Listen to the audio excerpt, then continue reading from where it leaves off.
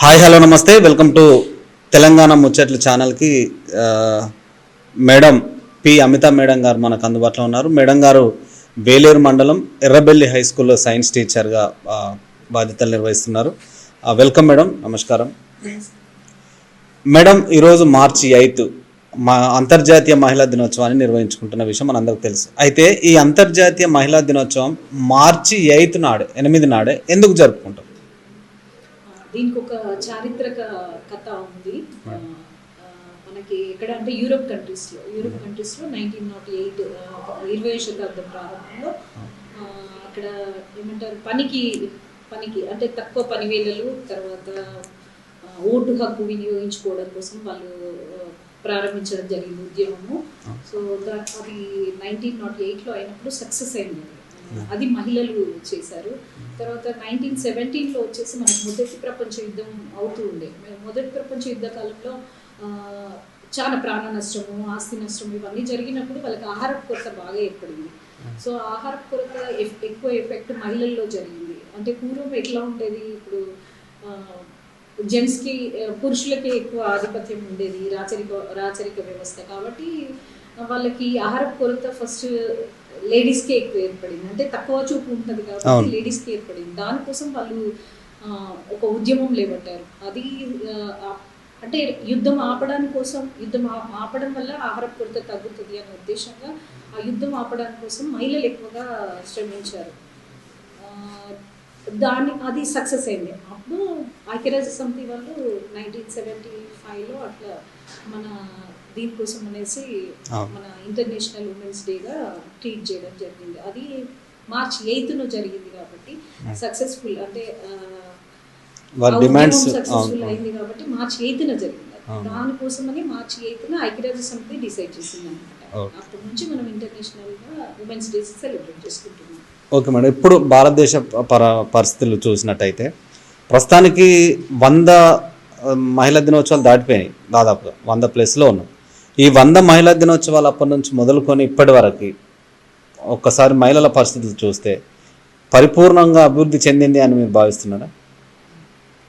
చాలా వరకు అయింది అని చెప్పొచ్చు, ఇంకా జరగవలసింది ఉంది అని కూడా చెప్పొచ్చు.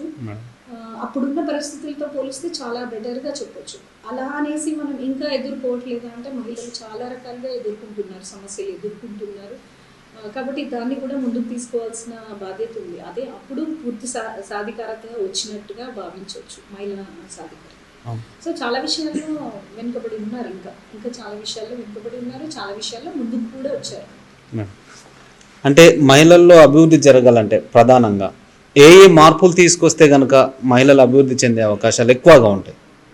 యాక్చువల్గా మహిళా సాధికారకత అంటేనే ఎంపవర్మెంట్ అంటేనే మనం ఇప్పుడు ఎగ్జాంపుల్గా వాళ్ళు తీసుకున్న ఎగ్జాంపుల్ మార్చి 8 తీసుకున్నదే మహిళల వల్ల ఒక సాధికారకత, ఒక సమానత్వం అనేది అక్కడ వచ్చింది.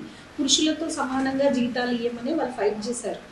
15,000 మంది ఫైట్ చేశారు పురుషులతో సమానంగా జీతాలు ఇవ్వాలి. సో సమానమే అడుగుతున్నారు. సో ఈ సమానత్వం కోసం అన్నిట్లో సమానత్వం, అన్ని రాజకీయంగా, ఆర్థికంగా, సాంస్కృతికంగా, అన్ని విషయాల్లో సమానత్వం ఇచ్చినప్పుడే పూర్తి సాధికారత సాధించినట్టు.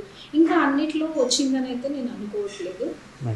ఇంకా చాలా ఉంది, చాలా అంటే బయటికి రావాల్సింది ఉంది. దానికోసం చేయాల్సింది ఇప్పుడు ఒక్కొక్క ఇయర్ ఒక్కొక్క థీమ్ తీసుకుంటారు.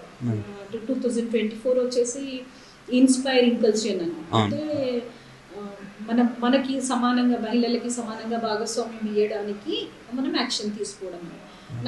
2025లో వచ్చేసి యాక్షన్ ప్లాన్ చేయాలి మనం. అంటే ఆ సమానత్వం రావాలి అంటే రాదు, అది మహిళలు చేసి చూపించాలి. మేము కూడా చేయగలుగుతాము. ఎగ్జాంపుల్ మేరీ కామ్ ఉంది. సో స్ట్రెంగ్త్ కావాలి, ఆమెకి బాక్సింగ్ ఆడాలంటే స్ట్రెంగ్త్ కావాలి. సో స్ట్రెంగ్త్ కావాలి అంటే పురుషుల్లో ఉంటుంది అనేది అందరికీ తెలిసిన విషయం. కానీ తను పిల్లల్ని పెళ్లి చేసుకొని పిల్లలు అయిన తర్వాత తను అంత స్ట్రెంగ్త్గా బాక్సింగ్ చేసిందంటే తన యాక్షన్ ప్లాన్ తను నిరూపించింది. అది చూపించుకోవడం అనేది ఆ విధంగా సక్సెస్ చేయాలంటే మేము కూడా సమానంగా చేయగలుగుతాం అనేది మహిళల్లో కూడా ఉండాలి. అది ఒక పాజిటివ్ వేలో, ఒక అభివృద్ధి చెందే దిశలో ఉండాలి అది సాధికారత అనేది. సో అలాంటి వాటిలలో చాలా రంగాలు ఉంటాయి, అన్ని రంగాల్లో రావాలి. అన్ని రంగాల్లో ముందుకు వస్తేనే మహిళలు ముందుకు రావాలి, సమానమైన హక్కు ఉన్నదనేది వాళ్ళు కూడా. ఇప్పుడు ఈ ఇయర్ థీమ్ వచ్చేసి మనకి గివ్ అండ్ రెస్పెక్ట్, అంటే రైట్స్ మీద కానీ జస్టిస్ మీద కానీ యాక్షన్ తీసుకొని ఫర్ ఉమెన్స్ అండ్ గర్ల్స్ కోసం, ఉమెన్స్ కోసం రైట్స్ అండ్ జస్టిస్ మీద అన్నమాట. ఈ ఇయర్ 2026 వచ్చేసి రైట్స్ జస్టిస్ యాక్షన్ మీద మహిళల కోసం. మీరు గ్రామీణ స్థాయిలో టీచర్గా పనిచేస్తున్నారు అంటే ఇప్పుడున్న పరిస్థితులలో గ్రామీణ స్థాయిలో ఉన్నటువంటి మహిళలు అంటే చదువుకు చిన్న పిల్లలు వాళ్ళల్లో ఇంకా వెనుకబడతనం కానీ ఇంకా పాఠశాలలో పంపిన డ్రాప్అవుట్స్ విద్యార్థులు కూడా కోకోలలుగా కనిపిస్తున్నారు. అంటే వారికి మీరు ఇచ్చే సందేశం ఏంటి మహిళా దినోత్సవం సందర్భంగా?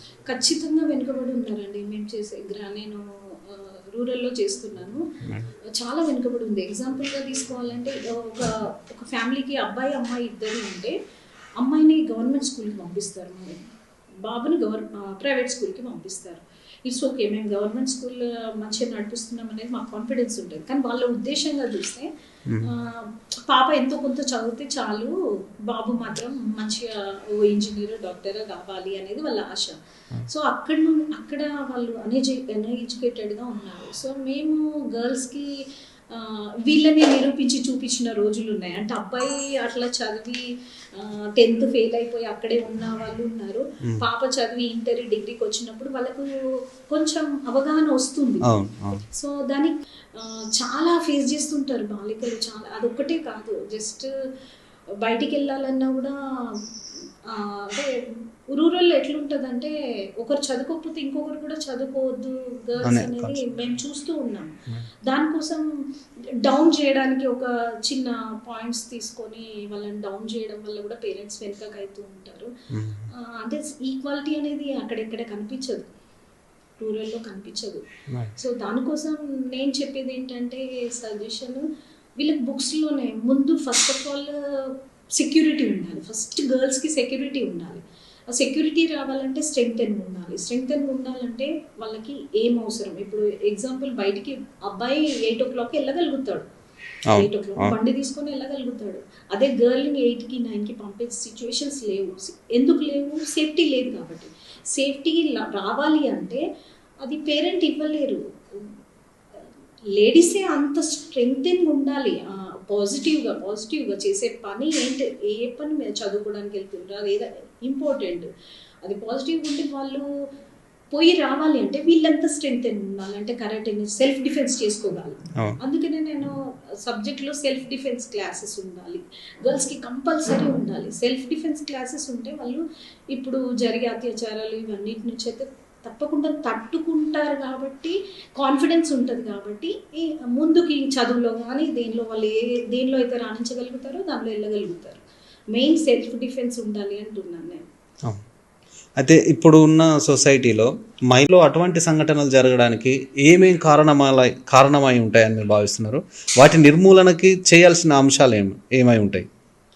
అది అంటే ఇప్పుడు పిల్లలకి దాని గురించి మేము సబ్జెక్ట్స్ లేకుండా కూడా చెప్తూ ఉన్నాము. ఇప్పుడు అంటే గుడ్ టచ్ బ్యాడ్ టచ్ గురించి వాళ్ళకి తెలియకుండా జరుగుతుంది అది. అంటే మీరు అన్నారు కదా చిన్న పిల్లలప్పటి నుంచి. సో మేము చిన్నప్పటి నుంచి చిన్న క్లాసెస్ నుంచే గుడ్ టచ్ బ్యాడ్ టచ్ గురించి 1-2 years నుంచి వాళ్ళకి కొంచెం అవగాహన కల్పిస్తున్నాం. ఆ ఏజ్లో వాళ్ళకి అంటే ఇది పాఠ్యాంశంగా పెట్టాల్సిన అవసరం ఉందా? ఖచ్చితంగా.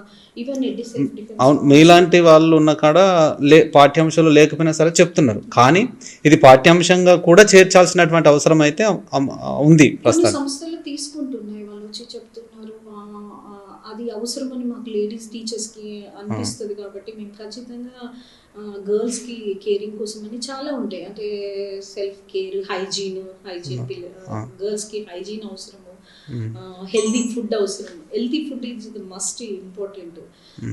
మహిళా సాధికార అంటే మనం మహిళా దినోత్సవం చేసుకోవడం అంటే ఎక్కడికి పోయి ఎంజాయ్ చేయడం, గర్ల్స్ ఎంజాయ్ చేయడం, అఫ్ కోర్స్ ఎంజాయ్ చేయండి, బట్ సాధికారికత అంటే సాధించాలి. ఎందుకు సాధించాలి అంటే ఈక్వాలిటీ రావడానికి. అది అది ఫైట్ కాదు, నిరూపించగలగాలి. మనం ఏ రంగంలో ఉన్నామో ఆ రంగంలో మనం ఒక అభివృద్ధి చెంది నిరూపించుకోవడం, వాళ్ళతో పాటు సమానంగా చేస్తున్నామని నిరూపించుకున్నప్పుడే అది సాధికారత వచ్చినట్టు.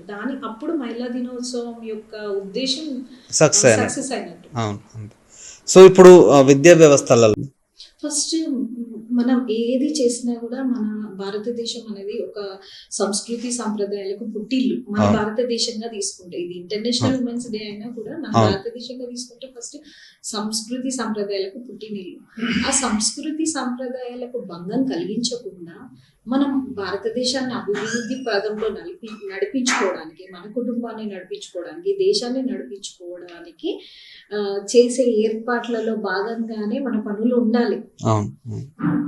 అంటే మనం చేసే అభివృద్ధి మనకి మంచి కావాలి, ఇతరులకు మన వల్ల మంచి అయ్యే పనిలోనే భాగంగా వెళ్ళాలి తప్ప అదర్ యాక్టివిటీస్ అంటే ఈక్వాలిటీ అంటే గొడవ చేసి ఇంట్లో గొడవ చేసి నేను అనిపించుకునేది కాదు అని చెప్తున్నాను. దీనికోసం అందరూ సహకరించాలి, పురుషులు సహకరించాలి. ఈక్వాలిటీ రావాలంటే అంటే ఆకాశంలో సగం అవకాశంలో సగం కావాలి అంటున్నాం. ఆకాశంలో సగం అవకాశంలో సగం మహిళలకి ఇవ్వడానికి, మహిళలు పొందడానికి, ప్రోత్సహించడానికి అందరూ సహకరించాలని కోరుకుంటున్నాను. ఇప్పుడు ఉన్న పరిస్థితులలో ఇప్పుడు ఈ ఇయర్ థీమ్ చెప్పాలి కదా. ఈ ఇయర్ 2026 థీమ్ వచ్చేసి rights, justice, action for women and girls. So rights అంటే మనకి ఉన్న హక్కులు అంటే సమానంగా హక్కులు ఇవ్వాలి అనేది. దానికోసం జస్టిస్ న్యాయంగా పోరాడాలి, న్యాయమైనదిగా పోరాడాలి. అది ఉమెన్స్ కోసం, గర్ల్స్ కోసం అనేది. సో ఇది న్యాయంగా పోరాడాల్సి ఈ ఇయర్ థీమ్ అన్నమాట. సో ఏం రైట్స్ ఉన్నాయనేది తెలియాలి. ఫస్ట్ రైట్స్ ఏమేమి ఉన్నాయని తెలియాలి. దానికోసం న్యాయంగా పోరాటం చేసి సాధించుకోవాలి.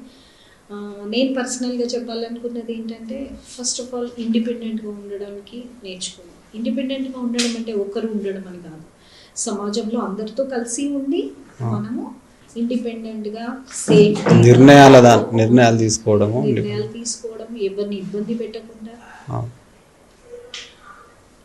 అభివృద్ధి చెందాలని కోరుకుంటున్నాను. అందరికీ ఆ విధంగా